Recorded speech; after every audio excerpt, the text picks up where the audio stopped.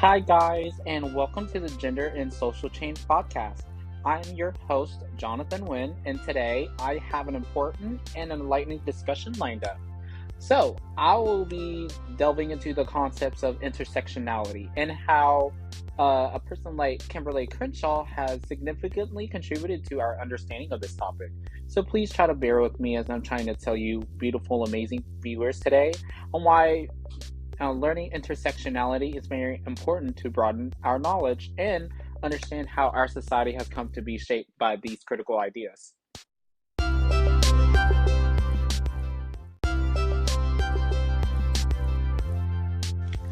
Oh, and I forgot to say that this first episode kicking off is called Exploring Intersectionality. Okay, so let's start this off.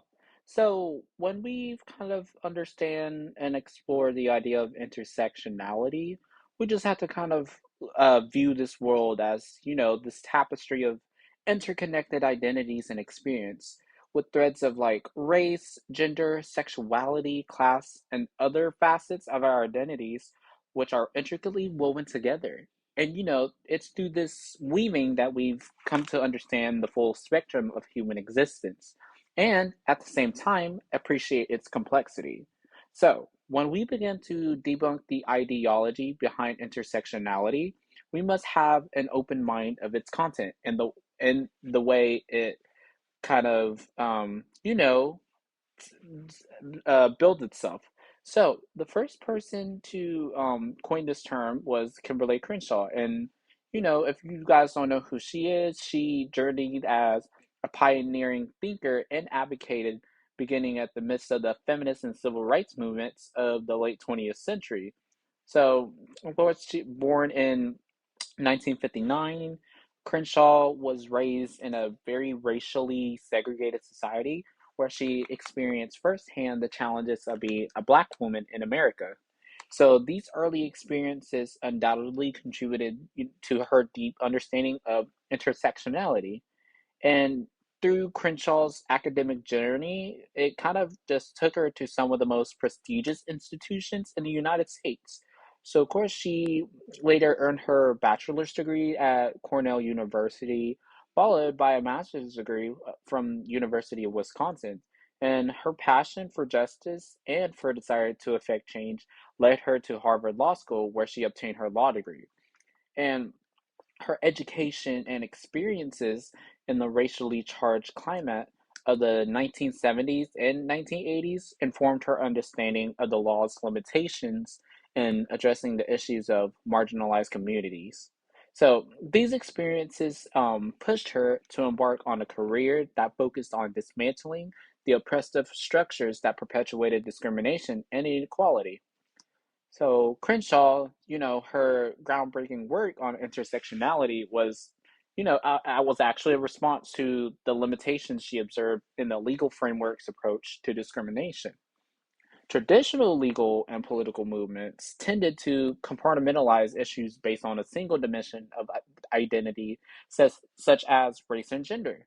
This approach, however, failed to account for the experience of individuals whose identities intersected.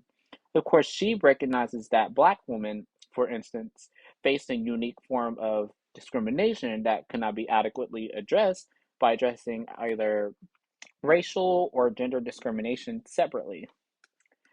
And in her seminal 1989 essay, Demarginalizing the Intersection of Race and Sex, a Black feminist critique of anti discrimination doctrine, feminist theory, and anti racist politics. Yeah, it was a very long title right there. But, she challenged the existing legal and feminist paradigms. She demonstrated how the legal system often failed to protect individuals at the intersections of their identities, leaving them without legal recourse.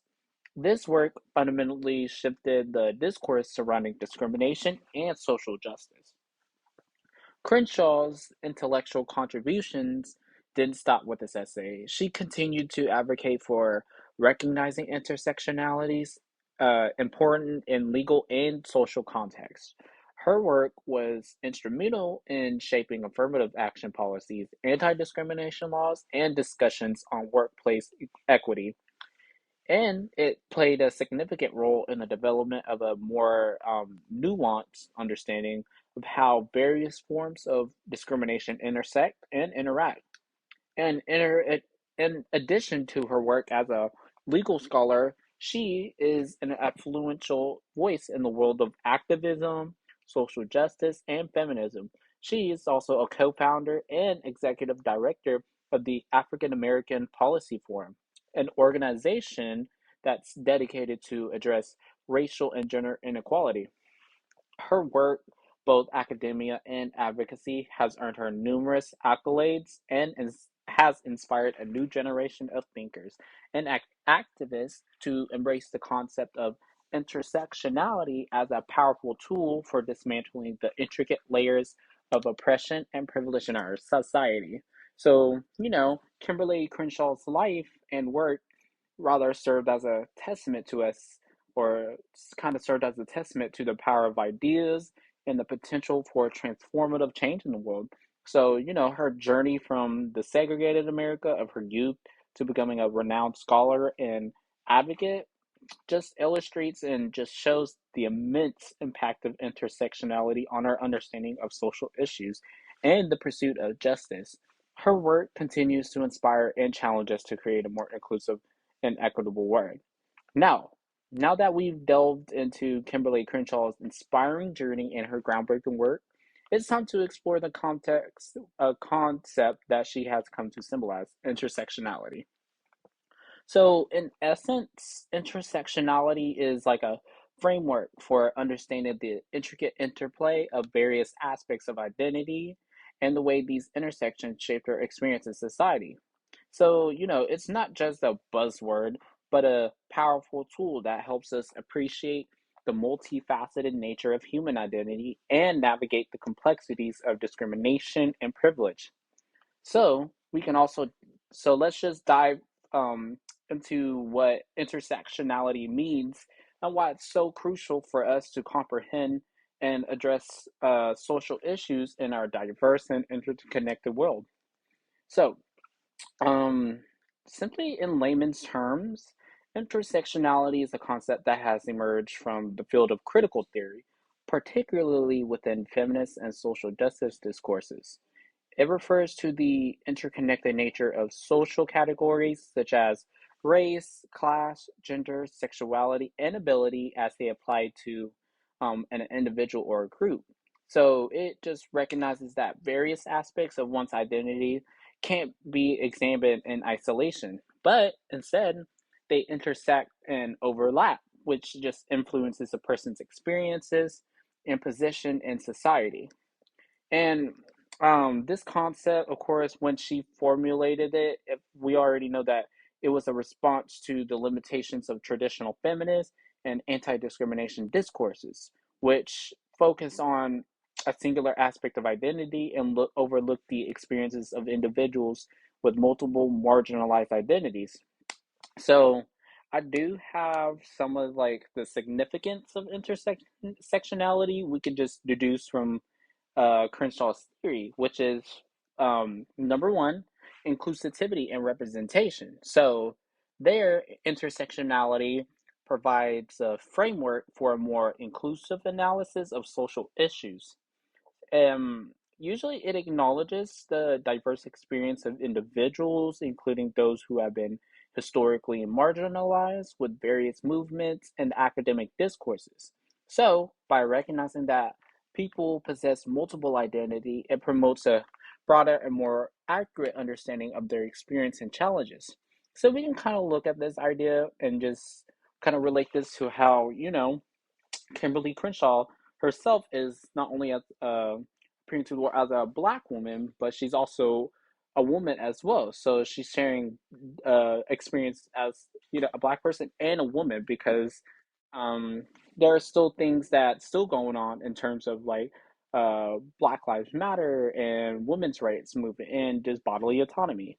So for number two, so some of the significance we can kind of, deduce from Crenshaw's theory is also policy and legal reform.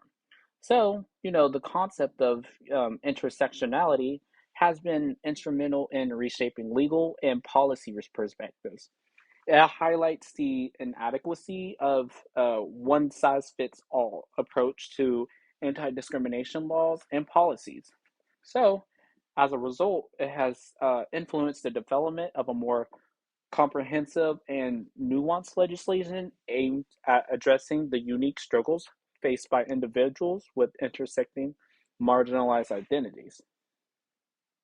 So, thinking as far as the policy and legal reform, just kind of imagine laws and rules like recipes. So before intersectionalities, these recipes were often too simple. They try to fix all problems in the same way, like making one soup for all tastes. But surprise, people aren't all the same. So intersectionality is like a new recipe book. It helps us understand that different people need different soups. So some people need gluten free, some spicy, some vegans, so laws and policies should be like that too. So we should consider all the different things that make people who they are. And the third, concept of that kind of represents or kind of shows and understand how we can kind of understand what intersectionality is academic and theoretical progress. So of course, intersectionality has significantly contributed to the evolution of feminist theories and critical social theories. It encouraged scholars to examine the interplay of various identities and how they intersect to create a unique social position. So, this has led to the development of a more robust and sophisticated theories, enriching the field of social sciences. And for this one, you can just kind of think how these theories are like puzzle pieces that helps us understand the world. And before intersectionality and before everything else, or before we kind of formulated the idea, these puzzle pieces were, missing some edges. So they only focus on one part of the picture, like looking at a slice of pizza and thinking it's a whole pie. So intersectionality is like getting all the pie slices and putting them together.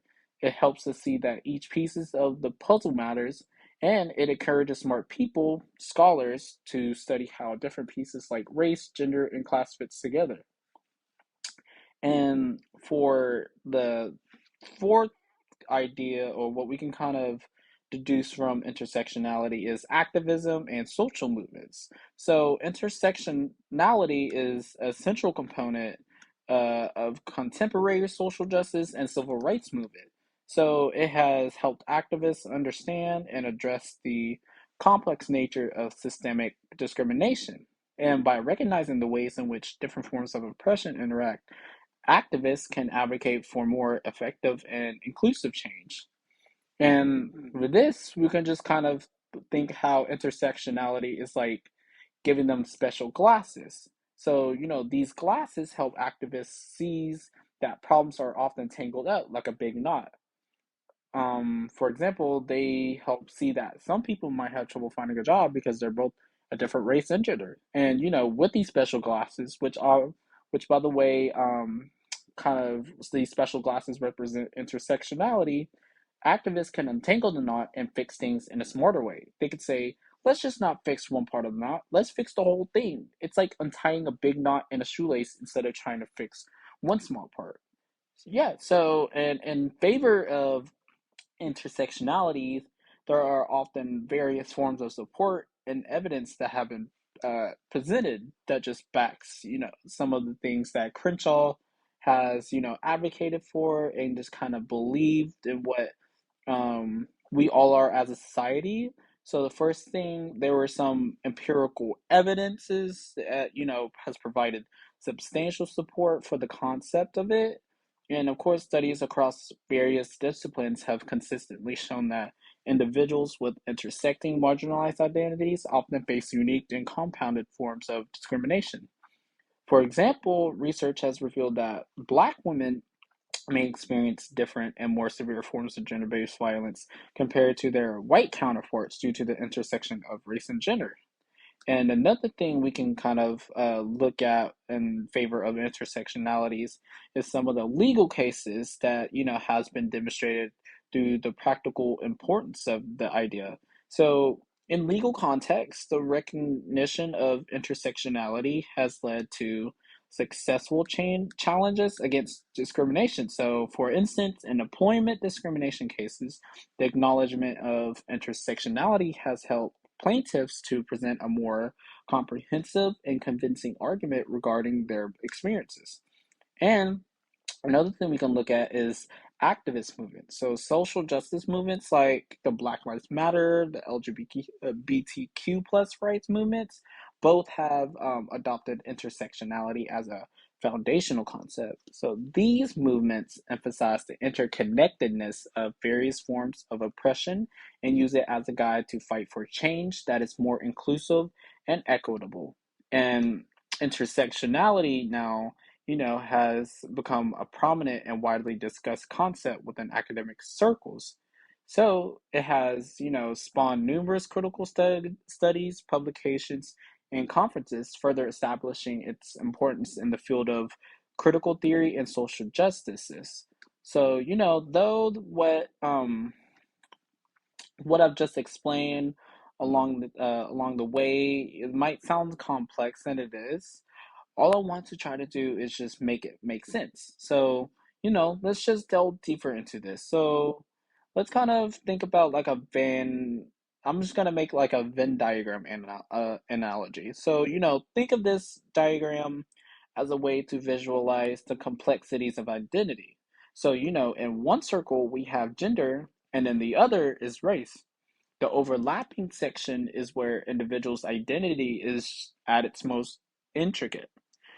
It's in this intersection, we have the potential for distinct experiences of privilege and discriminations. And onto another aspect of, understanding intersectionality is, we could just consider the experiences of Black women in the workplace. She occupies that intersection. Her daily reality isn't solely shaped by being a woman, nor is it solely shaped by her race. It's the merging of these identities that creates a unique tapestry of challenges and privileges that she navigates in her professional life. So, now kind of explaining all these, I still want to kind of like break it down a bit more. So, to illustrate this further, let's walk a day, in Crenshaw's shoes, so she may encounter issues like racial stereotyping and microaggressions related to her ethnicity. So simultaneously, she grapples with gender based discrimination and inequalities such as the gender pay gap or lack of representation in leadership position. It's not an either or scenario, it's a both and situation. So, by recognizing this complexity, um, because just recognizing this complexity is just very vital in addressing her challenges effectively. And one thing we can also think about as far as intersectionality is privilege. So, intersectionality isn't solely about examining challenges, but also acknowledging layers of privilege.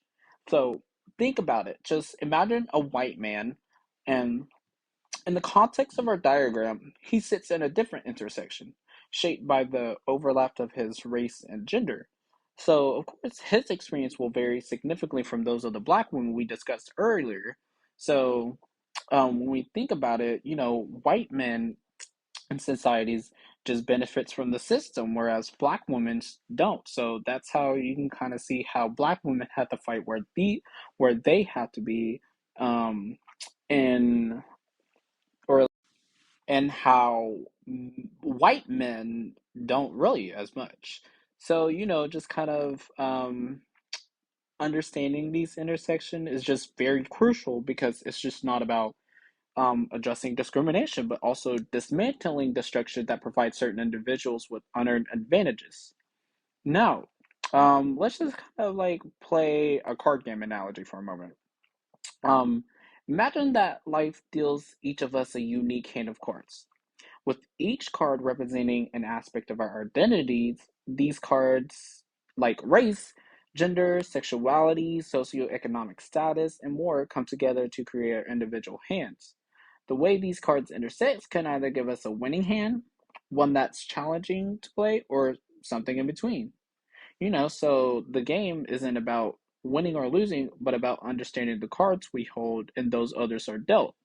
So it's about appreciating the complex game where each hand is different and the rules are constantly evolving. So now you might wonder, why should I care about intersectionality? Well, it's just not an abstract intellectual concept. It's a lens through which you can better navigate the diverse and interconnected world around you. So it encourages you, or encourages all of us, to see the people we encounter as a multifaceted individuals with their own unique stories, plus their challenges and privileges. So by understanding intersectionality, you can build empathy, foster inclusivity, and contribute to creating a more just and equitable society where everyone's experiences are recognized and respected. It's a powerful tool for positive change in the real world. Well, that's a wrap up for our first podcast on navigating intersectionality. I hope you found this journey through the intersections of identity both enlightening and entertaining. So please stay tuned for the next episode where we'll explore another exciting concept. Thanks for joining us.